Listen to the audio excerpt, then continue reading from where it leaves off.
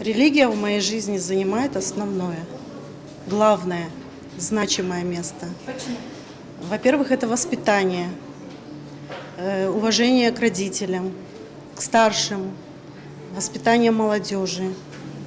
Это все очень важно для нас. Наверное, первое. Потому что, основа нашего народа. Основа основ каждого народа должна быть религия и национальность. Оно не должно быть поставлено именно таким образом, какое место.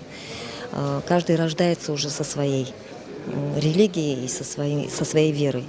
И поэтому моя религия – это ислам, единственный. Не самое основное. Я воспитался в Советском Союзе, больше буду, так говорить, атеистическим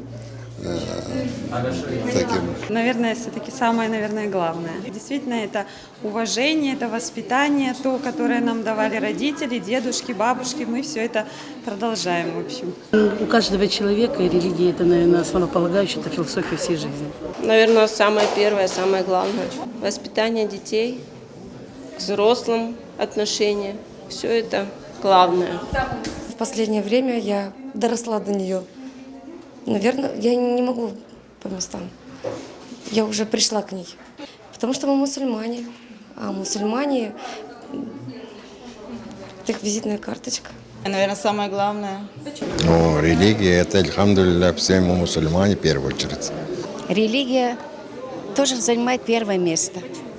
Потому что религия учит детей правильно жить, уважать родителей, уважать старых людей. Ну, основное, конечно. Но потому что я мусульманка и крымская татарка.